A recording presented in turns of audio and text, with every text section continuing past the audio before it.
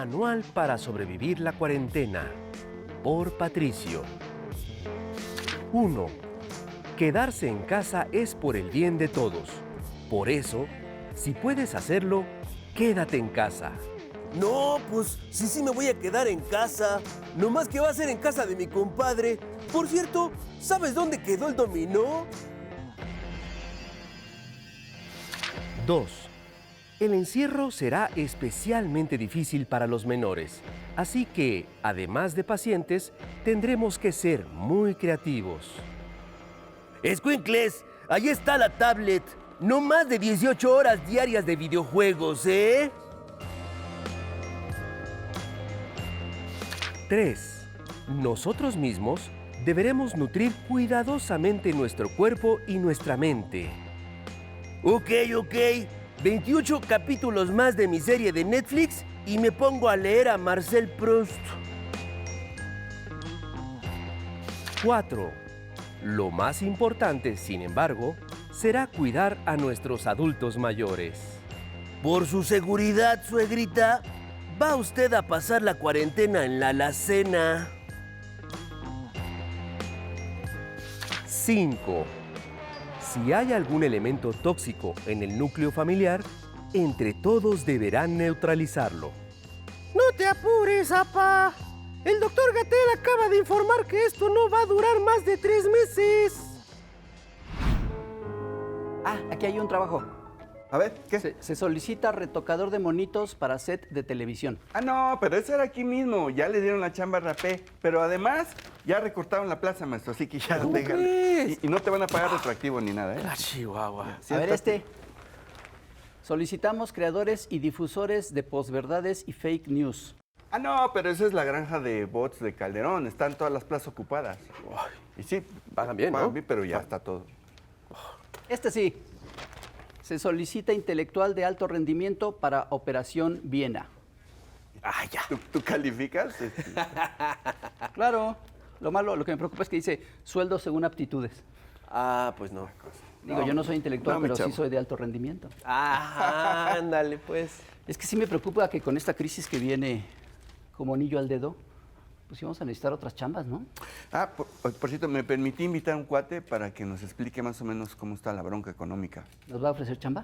No, te va a explicar por qué te vas a quedar sin chamba. Sí, ya lo sé. ¿Quién es? Roberto González, coordinador de la sección de economía de la jornada. Ahí está. Ábrele, Pepe. Perfecto. No le des la mano, ¿eh? Ay. Maestro, bienvenido al Averno. Hola. Saludos de corazón. Maestro. Sana distancia. Bienvenido. Sana distancia. Bienvenido, por favor. Adelante. Mi querido Robert, por favor. Está desinfectado el asiento, no te preocupes. A ver si no lo infecto.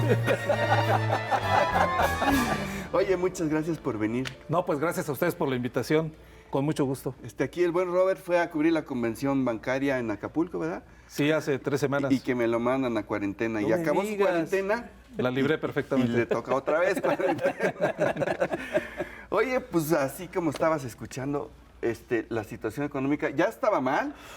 Ya veníamos de la crisis de 2008 y de muchas otras crisis anteriores. Así es. El sistema económico mundial ya estaba mal, pero ahora esto es devastador. Ayer estaba viendo que en 2 semanas hay 10 millones de desempleados en Estados Unidos. Sí, realmente es... estamos viviendo algo inimaginado. Estamos entrando a un mundo desconocido. Lo que sabíamos apenas hace 4 meses ha cambiado. Literalmente, y aunque suene trillado, no vemos todavía la luz al final del túnel, ¿no? O sea, es un hecho que estamos en una situación extraordinaria. Décadas no habíamos tenido, o no habíamos tenido al mismo tiempo una crisis de salud pública, una crisis económica, que además es mundial, que empezó en Asia, está hoy en el continente americano, rodeó ya el mundo y que va a tener unas consecuencias que cualquier cosa que se diga hoy seguramente es poco. Bueno, pues vámonos. Qué bueno que eres optimista y nos contagias tu optimismo. Hay quienes son todavía más pesimistas. ¿En serio? Sí. No, bueno, el tema principal ahora es que la actividad económica en el mundo está detenida, ¿no? la mitad, poco más de la mitad de las personas que vivimos en este planeta se están quedando en casa. La forma en que hoy se produce en el mundo implica que un bien se comienza a generar en Asia y se vende por último en América. Entonces, una vez que están interrumpidas y rotas las cadenas de suministro, la producción está detenida. Y tenemos el primer frente de esta crisis es el empleo, precisamente, ¿no? Esta es la primera manifestación, es mucha gente que se está quedando sin trabajo.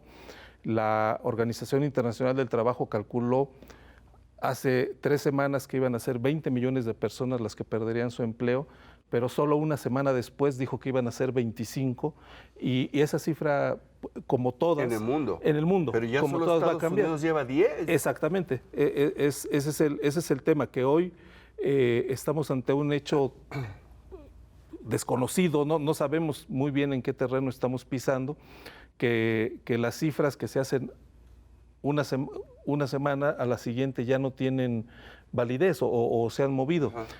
Lo que sí sabemos es que después de varios años de crecimiento, la economía del mundo, este 2020 no solo no va a crecer, sino se va a hacer más pequeña.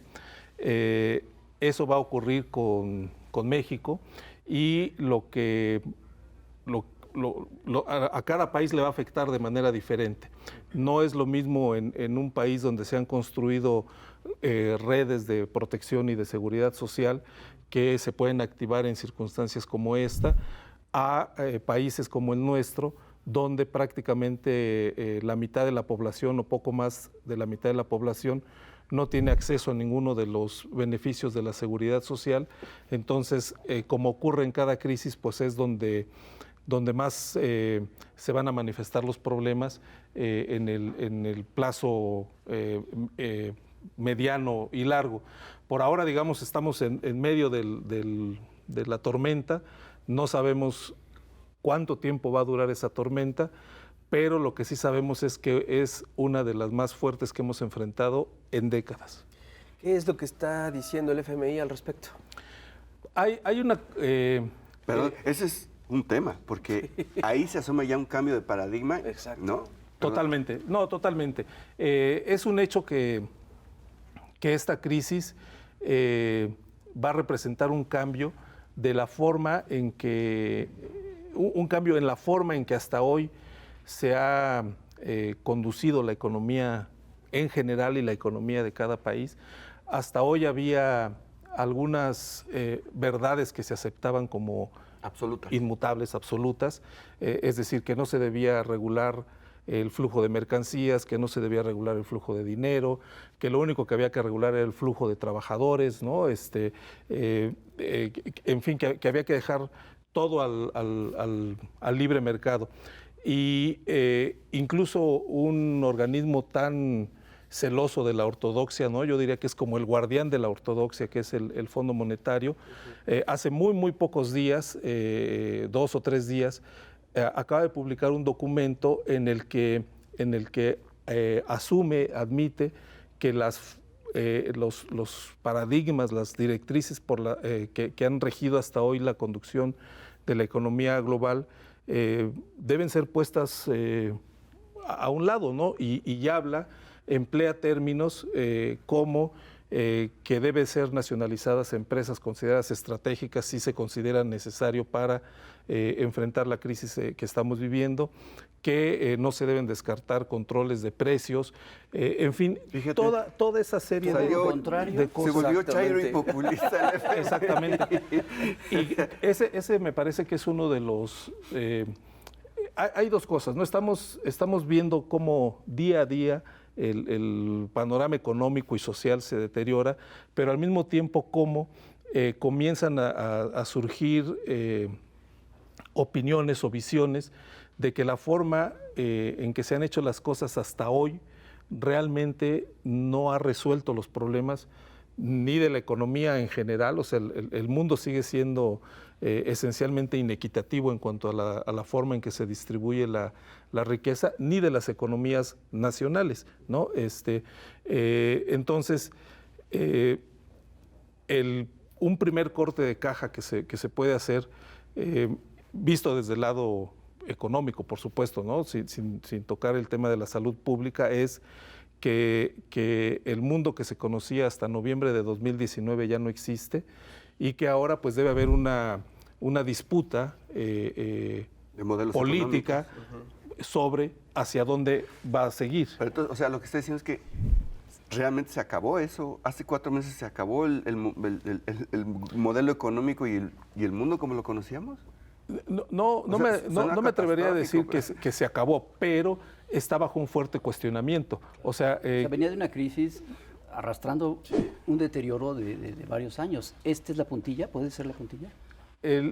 Hay quienes afirman que la crisis de 2008-2009, que es, digamos, una de las más recientes crisis globales que ha habido, en realidad no es más que un episodio de una crisis que inició antes, ¿no? En la década de los años 80, y que esa crisis se ha extendido hasta los años más recientes. Lo que está ocurriendo hoy es una profundización de esa crisis. ¿Qué ocurrió en 2008-2009?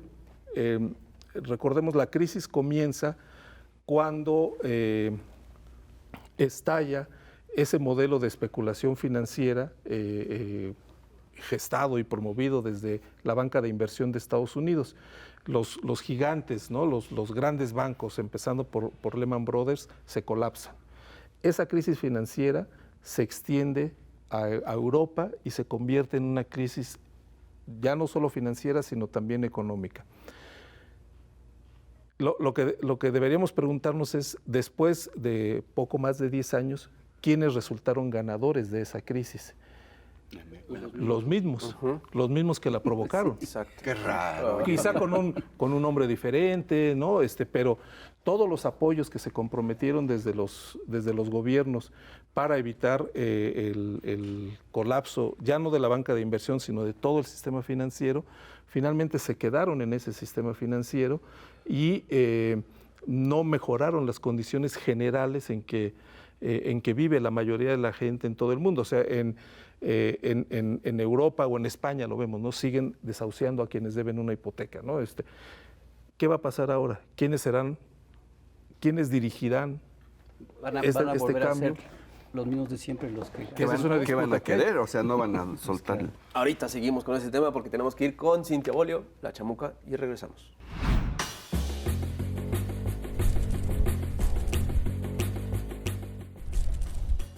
Querido lectorado, nosotras sabemos que en época de pandemias las mujeres somos más afectadas social e individualmente. Y nosotras sabemos lo que es sufrir violencia de género de primera mano y de primera patada voladora. La ONU reconoce a la violencia intrafamiliar como un problema de salud pública y no como un asunto privado, y que esta es una manifestación de relaciones de poder históricamente desiguales, que ha conducido a la discriminación en contra de las mujeres e impedido su pleno desarrollo desde el principio de los tiempos. Por esto y por el aumento de las violencias machistas que está sucediendo en esta cuarentena por coronavirus, apliquemos la famosa sororidad, término feminista que nos convoca a ser solidarias y a tener una mayor empatía entre nosotras si es que vivimos el confinamiento bajo amenazas a nuestra integridad o a la de la vecina, pues en tal circunstancia la persona agresora actúa con mayor impunidad. Estas amenazas pueden variar o combinarse al interior de los hogares, como la violencia psicológica, que consiste en el maltrato verbal, la física, que daña tu integridad personal, la económica, si te niegan recursos para obtener bienes o servicios, la patrimonial, si te quitan propiedades, la violencia sexual, que consiste en acoso, violación o actos sexuales sin consentimiento, o la violencia letal, la feminicida. Si vives esta situación, prepara redes de apoyo y haz planes familiares y vecinales. Usa los teléfonos de ayuda, pues las dependencias de gobierno están obligadas por la Ley de Acceso de las Mujeres a una Vida Libre de Violencia a proveerte refugio y apoyo legal y psicológico. ¿Me estás oyendo, 4T? Y si tú no vives esta situación, qué bueno, pero atestiguas actos de abuso en contra de otra mujer, vamos a combatir nuestra patriarcal visión de que la violencia en casa es culpa de ellas o que es asunto de dos. A practicar la sororidad y la empatía hasta salir de esta pandemia y siempre. Los científicos cuánticos han documentado que los sistemas de salud y las epidemias se mueven en universos paralelos. Universos paralelos. Hace no mucho tiempo, entre 1945 y 1989, en el universo de los estados de bienestar, se consideraba que la salud era un problema de todos y muchos países construyeron sistemas de salud solidarios que le daban servicio a toda la población. El sistema de seguridad social que creó el régimen de la Revolución Mexicana llegó a ser el mejor de toda América Latina. El Instituto del Seguro Social al servicio de los trabajadores del Estado, ISSSTE, era un sistema solidario en el que los trabajadores, los patrones y el Estado aportaban dinero a un fondo colectivo común que garantizaba la salud de todos. Esto cambió con la llegada del universo neoliberal. Desde que llegaron al poder, en todo el mundo, los gobiernos proempresariales decidieron que darle seguridad social a toda la población no era obligación del Estado, sino un acto de populismo. Según los neoliberales, garantizar la salud de toda la población era caro y le acarreaba grandes problemas al gobierno. En consecuencia, le cortaron el presupuesto a todas las instituciones públicas de salud, causando su deterioro. En México, hacia el año 2006, el ISSSTE tenía un déficit de hospitales, material médico y personal. En el universo neoliberal, la salud era solo un gran negocio y en este periodo, la medicina privada y las compañías de seguro prosperaron de manera importante. Incluso se privatizaron las pensiones y las jubilaciones.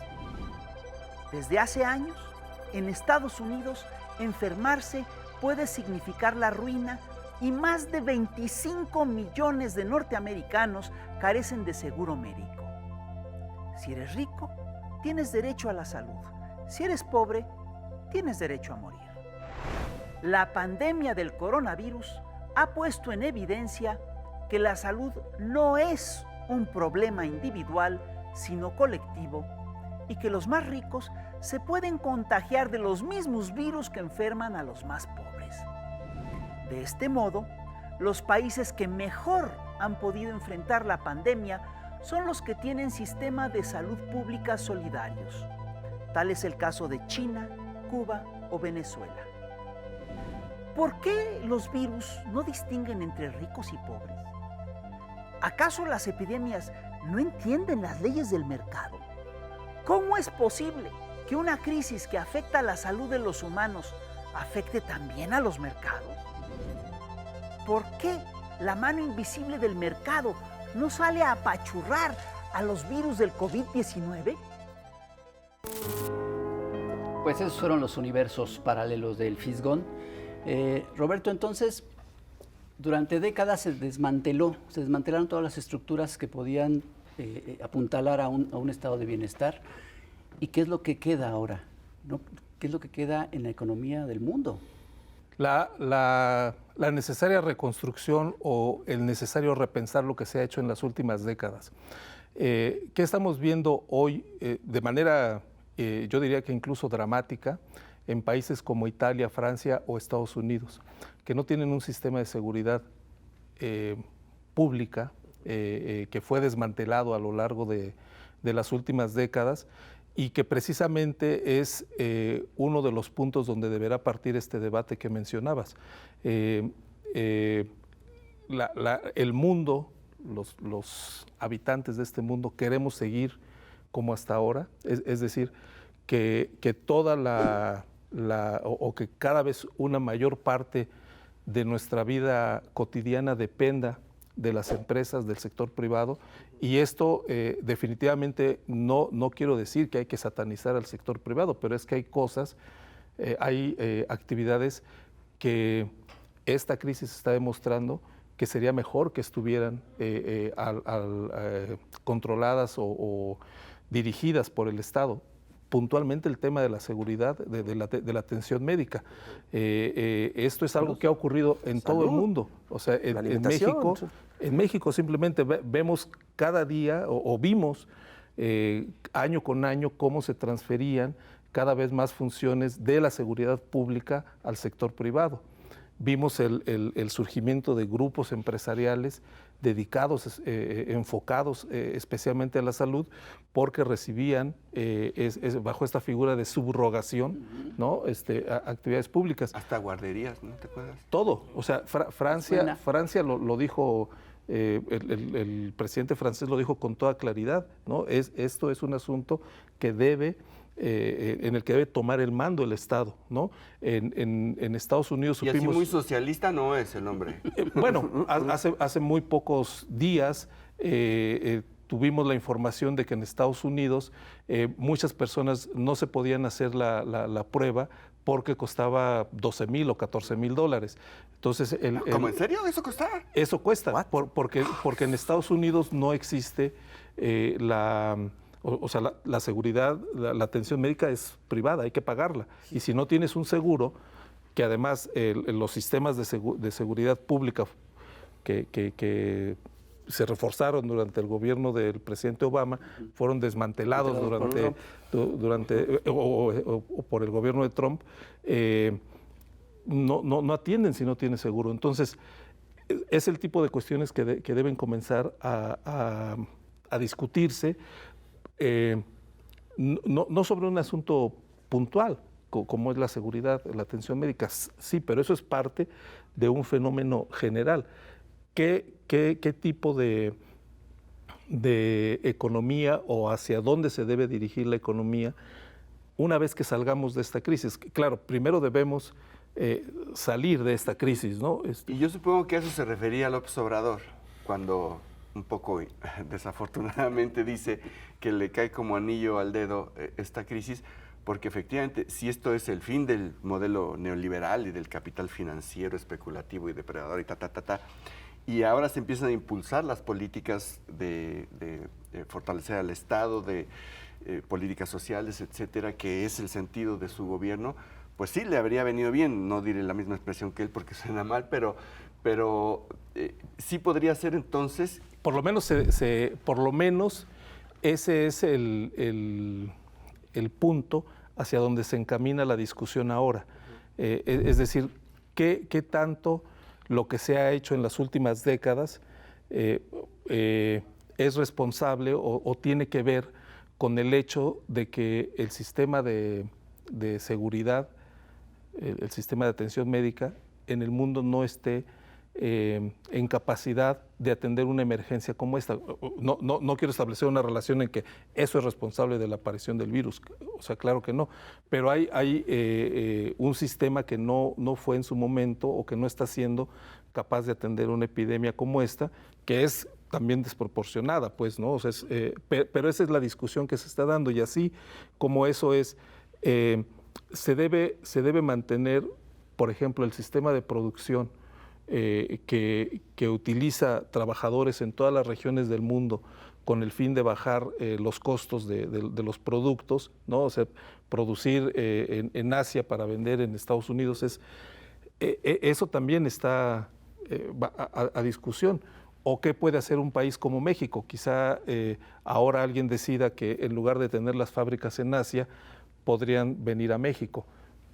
México está dispuesto a aceptar que se paguen aquí salarios bajos con tal de competir con Estados Unidos, o debería hacerse de una manera diferente, ¿no? Que el costo bajo representado por los salarios no sea la principal llave para entrar al mercado de Estados Unidos.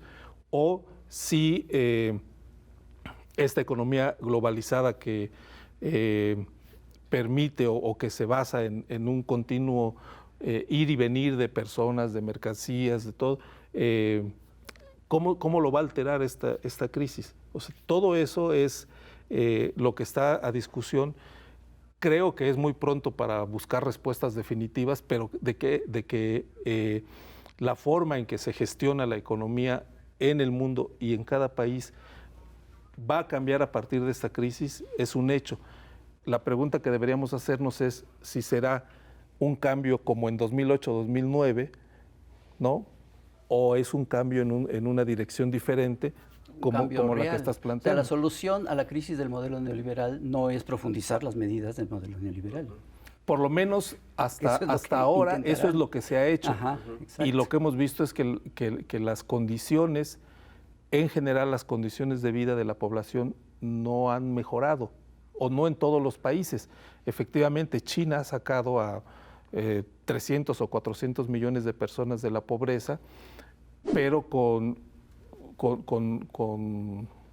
un modelo que, digamos, no necesariamente es replicable en otros países, ¿no? Claro. Que probablemente otros países no lo aceptarían, no, son totalmente diferentes. En el caso de México tenemos 30 años con un tipo de políticas muy específicas, muy consistentes, digamos, pero seguimos teniendo un país donde más de la mitad de la población vive en pobreza. O sea, realmente aquí no ha sido una solución. Es que ese modelo ha implicado no una serie de crisis, sino una crisis permanente. Excepto para 30 familias. No solo excepto, sino que las crisis recurrentes son provocadas. El mecanismo a través del cual se enriquecen unos cuantos y se concentra la riqueza y se socializa la pobreza, ¿no? Exactamente, sí. Sí, seguimos siendo desigual. Tú dijiste al principio que esta crisis sanitaria y económica no va a golpear igual en unos países que en otros, que en los países en donde se desmanteló totalmente todas estas estructuras va a ser mucho más fuerte. Se supone que en México, con el nuevo gobierno, había la intención de empezar a apuntalar estas estructuras que podían beneficiar a la población. Pero esta crisis llega demasiado pronto. Exacto. No se ha hecho todavía. ¿Qué esperas tú que pueda pasar en México cuando todavía apenas estaba empezando a trabajar en ese sentido? Definitivamente para el nuevo gobierno es una situación compleja porque esta crisis lo toma apenas transcurrido un año de su administración, cuando los cambios que efectivamente apuntan en la dirección que mencionas apenas han sido definidos, apenas se han descrito, apenas se ha enunciado qué es lo que se quiere hacer, pero no ha habido tiempo para hacerlo. Para llevar adelante esos cambios, entre otras cosas, se necesita dinero. Y con una economía que este año 2020 no solo no va a crecer, sino se va a hacer más pequeña, es difícil pensar que puede haber los suficientes recursos como para llevar adelante todos estos cambios de los que se ha hablado desde el gobierno. Lo que hasta hoy se ve que va a ocurrir es que el gobierno tratará de preservar los recursos suficientes para todos los programas sociales, 4 o 5 programas, para 2 o 3 de las obras de infraestructura y, va a insistir en hacer esos cambios, pero su principal limitación va a ser el dinero. Oyes, mano, ¿y esto que están haciendo los árabes y los rusos en medio de todo esto y nos están llevando al baile a todos? La cereza del pastel. Sí, bueno, es que como los se dice, oportunos y unos... Las tragedias nunca llegan solas, ¿no? Bien, bien acompañadas. Gracias. Exacto. Sí, bueno, pues es que uno de las cosas que están ocurriendo al margen de esta crisis, pues es la caída de los precios del petróleo, ¿no? Y tiene que ver, es un tema muy, muy importante para un país como México. El petróleo es una de las 3 principales fuentes de divisas, o sea, que lleguen esos dólares tiene que ver con el tipo de cambio Y alguien podría decir, bueno, pues si yo no compro dólares, pero sí compras alimentos y sí compras medicinas, ¿no? O sea, que se pagan en dólares, entonces es un tema importante. Además, la apuesta del López Obrador era en gran parte al petróleo. Al petróleo, sí. Alrededor del 15% de los ingresos del gobierno tienen que ver con petróleo. Menor precio, pues serán en automático menores ingresos, aunque hay... el gobierno compra desde hace varios años una suerte de seguro, ¿no? Para, en casos como este, recuperar alguna parte, pero no es todo. Fue precisamente a principios de este año que Arabia Saudita y Rusia, que son los dos principales productores de petróleo en el mundo, bueno, pues traen allí un pique político, ¿no? Por el dominio de sus respectivas regiones, y ellos decidieron, Arabia Saudita, aumentar su producción y bajar el precio. En Arabia Saudita, para decirlo, a lo mejor suena un poco exagerado, pero casi hay que hacerle así nada más para que salga el petróleo, ¿no? Ellos producen a un costo bajísimo, ¿no? De $2 por barril. Pueden permitir bajar el ellos precio. lo bajan, incluso un ministro de Saudi Árabe declaró que ellos podían vivir cómodamente con un barril de petróleo a $10 por mucho tiempo, ¿no? Entonces, bueno, ellos tienen esos dos países que son los más importantes en cuanto a producción, pues provocaron esa caída de precios. Justo cuando se comenzaban a divulgar las primeras noticias sobre cuál iba a ser el impacto de las medidas de mitigación para la pandemia. Y una de las primeras fue cancelar los viajes aéreos, ¿no? Entonces, cerrar la industria automotriz, en fin, todo eso en automático redujo la demanda actual de petróleo y también las previsiones de cuál va a ser la demanda en el futuro. Y eso pues simplemente terminó de tirar el precio. Aquí también hay que tomar en cuenta que esta es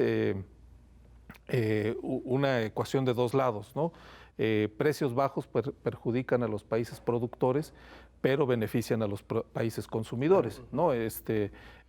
China, Estados Unidos. Lo malo es que nosotros somos productores. Nosotros somos productores, pero con esto quiere decir que también siempre cuando hay una guerra de precios de petróleo, pues entran en juego muchos intereses, muchos factores políticos, ¿no? Porque alguien, en la misma proporción en que uno está perjudicándose por bajo precio, otro se está beneficiando por ese mismo bajo precio. Lo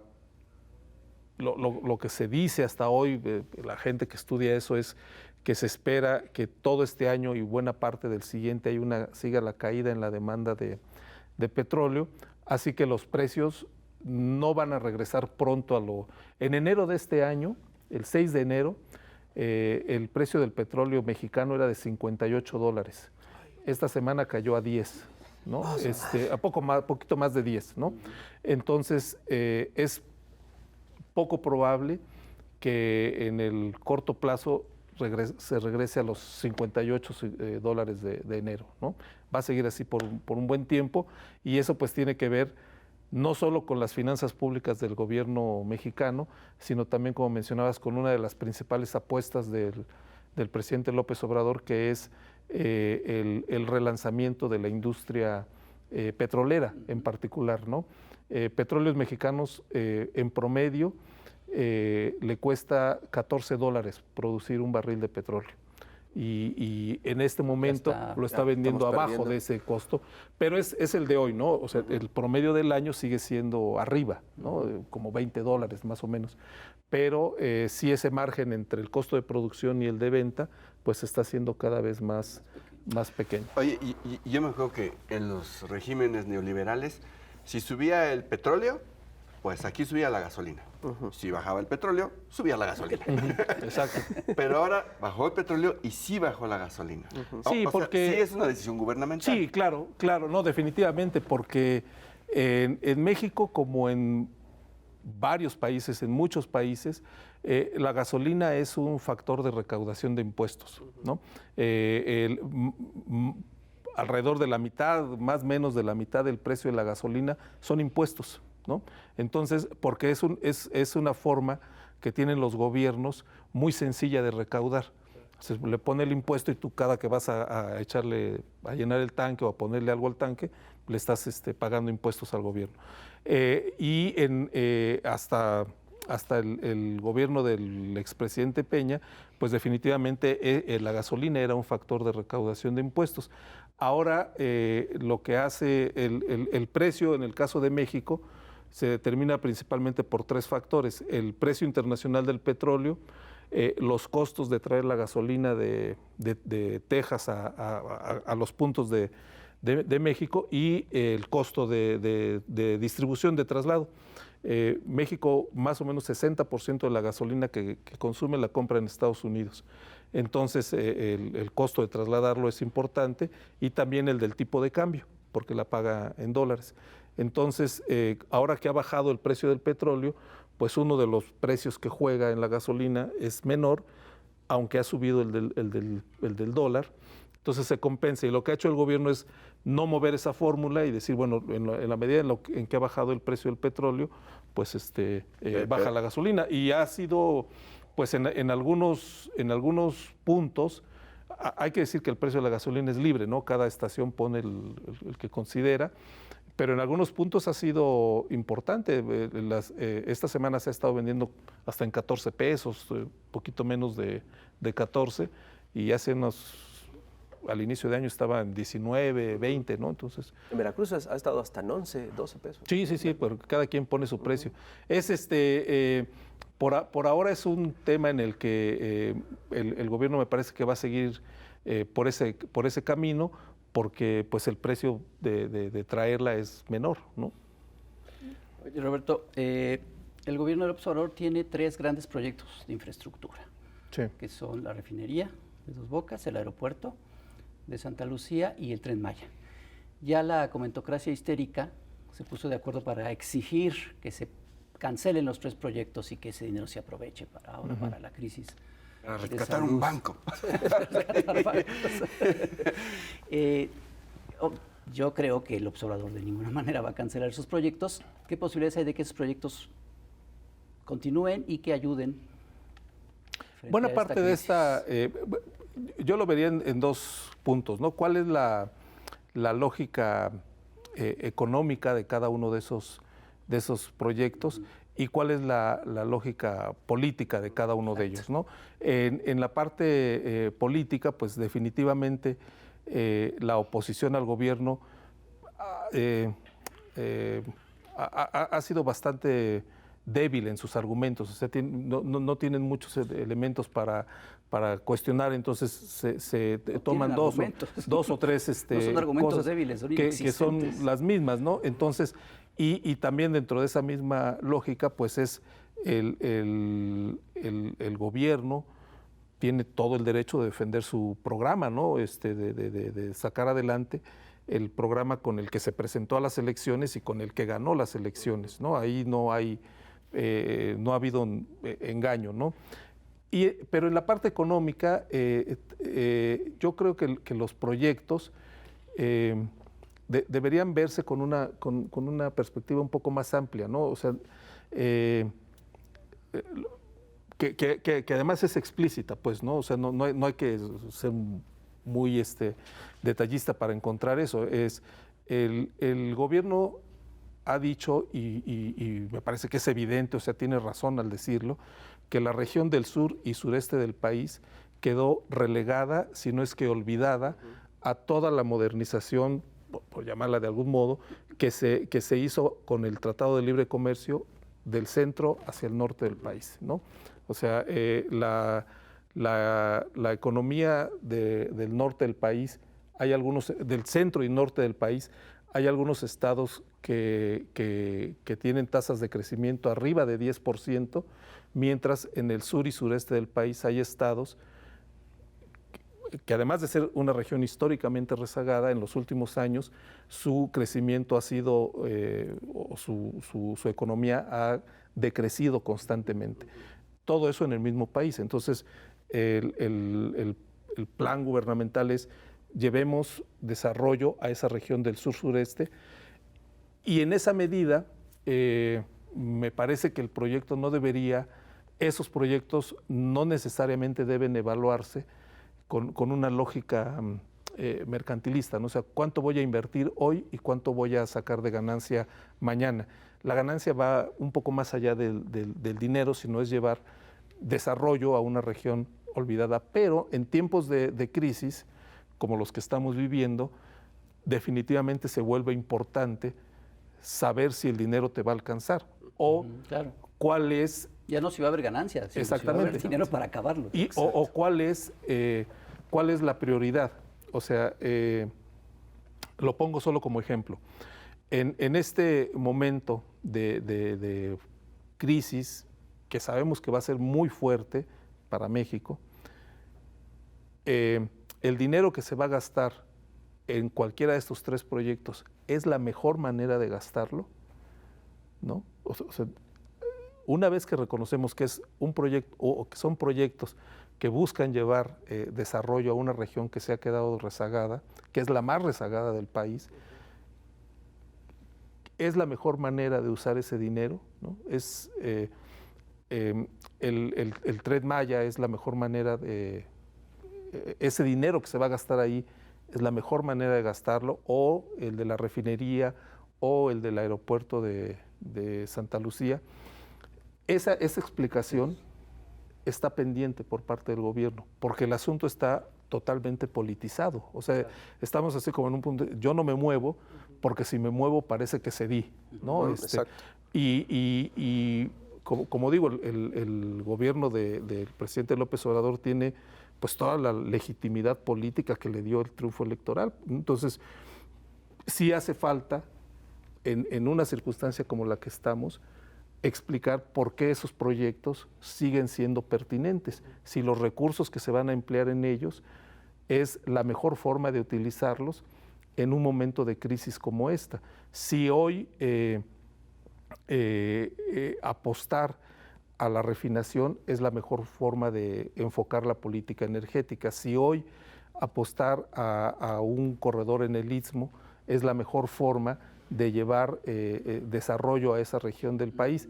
Y ese es, me parece, uno de los pendientes que hay. O sea, no nos han mostrado esos números que nos digan que esos proyectos siguen siendo políticamente y socialmente sin duda incuestionables, ¿no? Socialmente no hay forma de cuestionarlos, pero desde la racionalidad económica, hoy esos pesos que se van a gastar ahí es la mejor forma de gastarlos.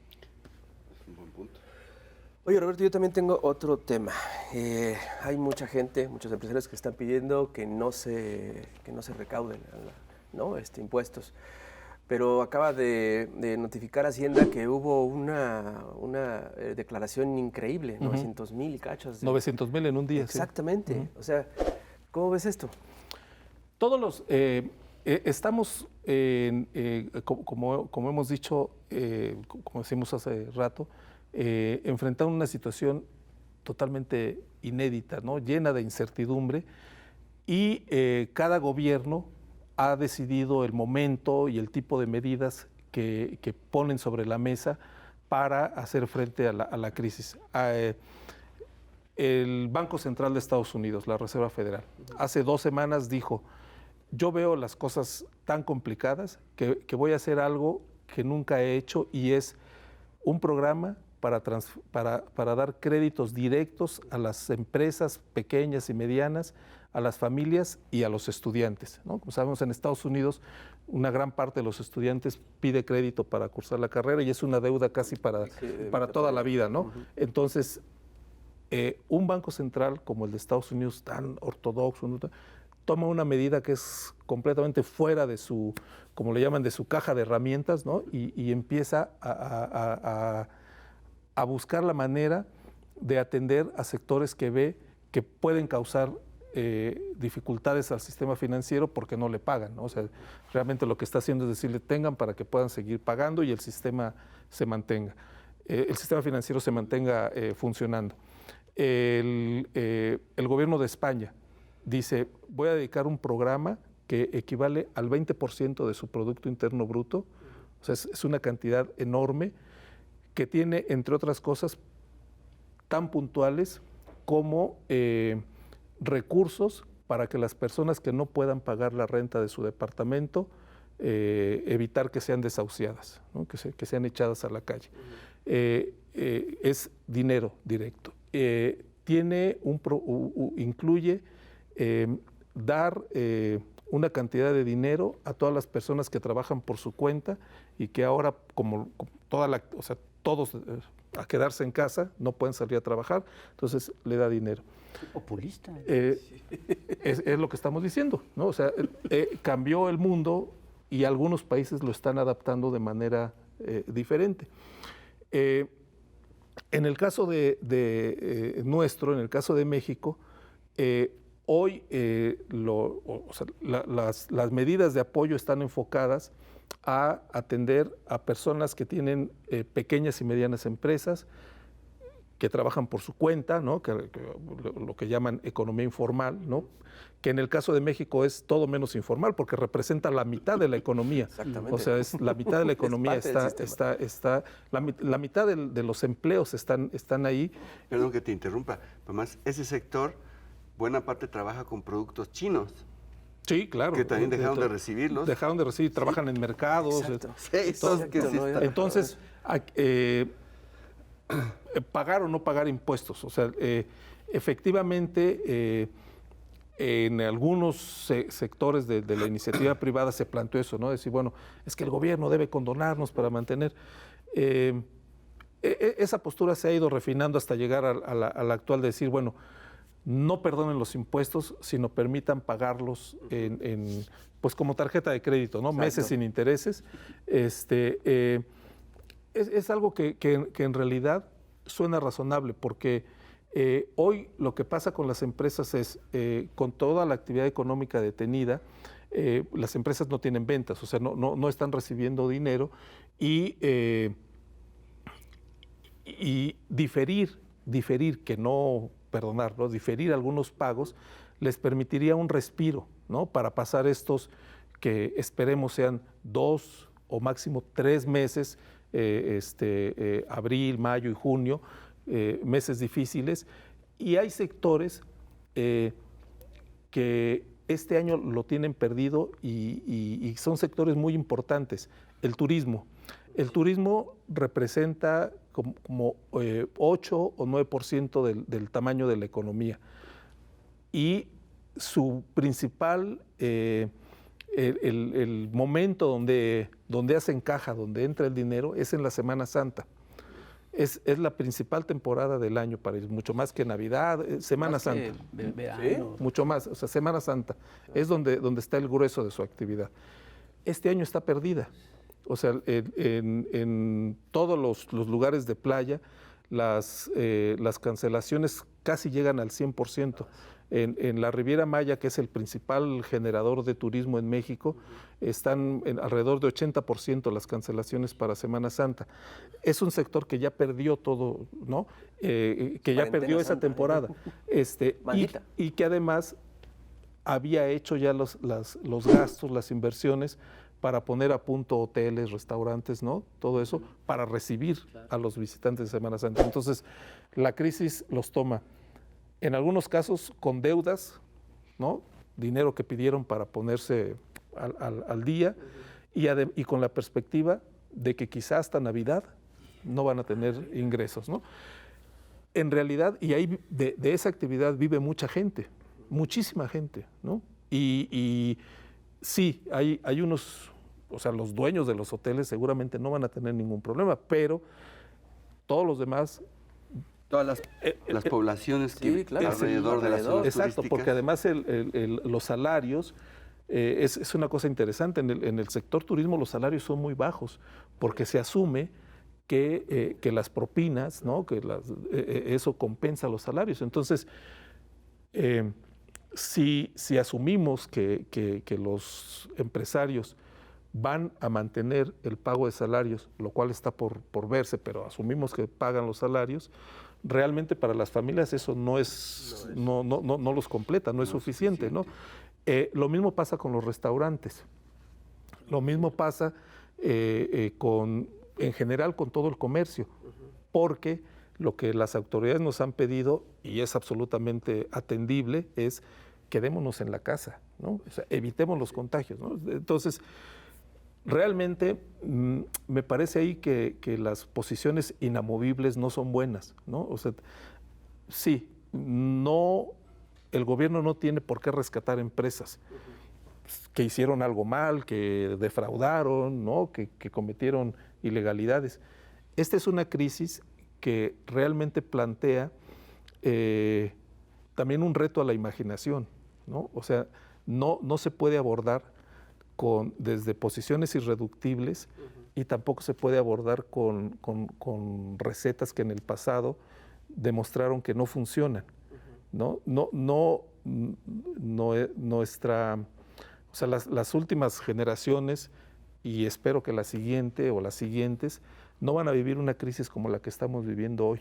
No, pero siguen pagando el FOBAPROA. Sí, pero me refiero que, no, totalmente. A lo que me refiero es que lo que estamos viviendo hoy reclama o requiere que se tomen decisiones con la mente muy abierta, pues, ¿no? O sea, no desde posiciones irreductibles de ningún lado, ¿no? Porque sí es una situación totalmente imprevisible. O sea,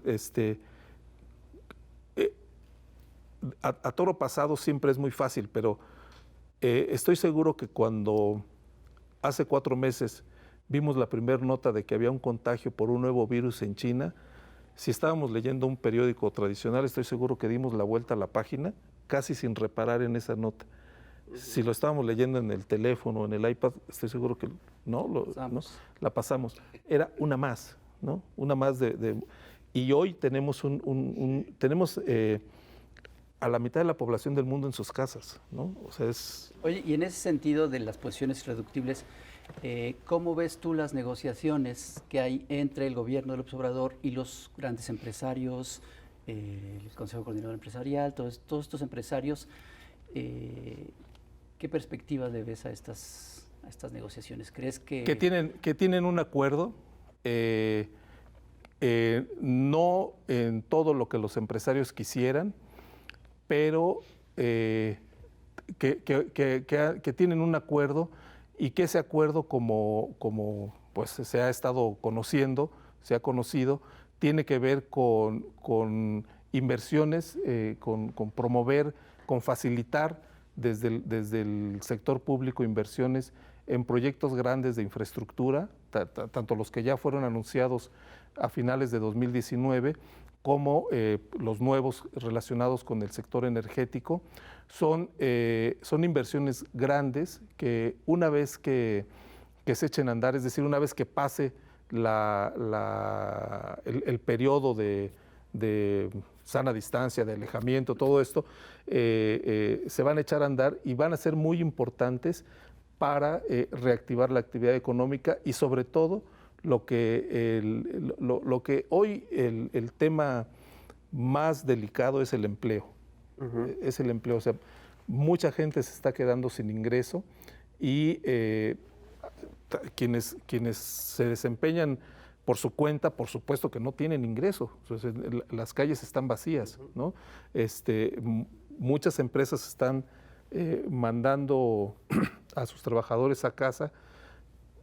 Algunos dicen que sí pagan los sueldos, pero muchos en realidad no los están pagando o están diciendo, bueno, vete con vacaciones forzosas, permisos sin goce de sueldo, media jornada. Hay empresas que no pueden aguantarlo. O sea, definitivamente también. Y eso es precisamente lo que ligan las dos cosas. O sea, en un momento en que una empresa va a pasar 3 meses, por lo menos 3 meses difíciles, ¿no sería conveniente aligerar un poco la carga?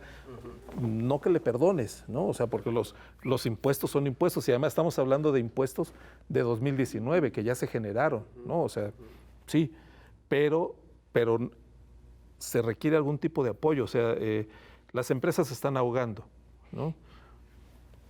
Préstales el salvavidas, no se los regales, ¿no? ¿Pero sí ves disponibilidad de ambas partes? Definitivamente, lo veo porque le conviene a ambas partes.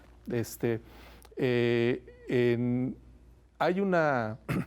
El gobierno actual ha establecido una relación un poco compleja con el empresariado, ¿no? Por así es decir, decirlo. se ha tenido que sentar a la mesa con los mismos que hasta hace muy poco tiempo eran los villanos. Era la ¿no? mafia del poder. Exactamente, ¿no? Entonces, en ese sentido, pero pues en ese sentido no hay más, o sea, con quién te sientas, ¿no? O con quién se sienta. Y el sector privado, pues también requiere que desde el gobierno se establezcan Él políticas. tiene que reunirse con la mafia del poder y ellos tienen que reunirse con el peligro para México. Totalmente, sí. Y me parece que al menos con algún sector tiene un acuerdo, ¿no? Supongo que para los empresarios debe resultar a veces un poco frustrante, ¿no? Que piensan que llegaron a un punto y en una conferencia mañanera los regresan a donde estaban meses atrás, pero pero no, definitivamente sí van a llegar, tienen un acuerdo, yo no diría que van a llegar a un acuerdo, o sea, tienen un acuerdo para sacar adelante cosas y, bueno, pues trabajan sobre los detalles, ¿no? Sobre los detalles. Hasta hoy no hay un punto de quiebre, ¿no? O sea, siguen trabajando y los planes que están anunciando en estos días son una muestra de ello. O sea, siempre son planes entre el sector privado y el gobierno. Tienen una buena interlocución. Algunos están muy enojados por la cancelación de la empresa en sí, Mexicali. de la cervecera. Sí, bueno, como también estaban enojados con la cancelación del aeropuerto de la Ciudad de México o los contratos de la Comisión Federal de Electricidad, los empresarios, por lo que ellos dicen, por lo que platican, están empezando a aprender que ya no están vigentes las mismas reglas que estuvieron, que dominaban hasta el gobierno pasado, ¿no? Es decir, durante mucho tiempo ellos eran los que decían cómo se tenían que hacer las cosas y ahora está cambiando. ¿Hacia dónde? Pues va un año de gobierno, no sabemos, ¿no? Está cambiando. Deben dejar de perderse el asco, ¿no?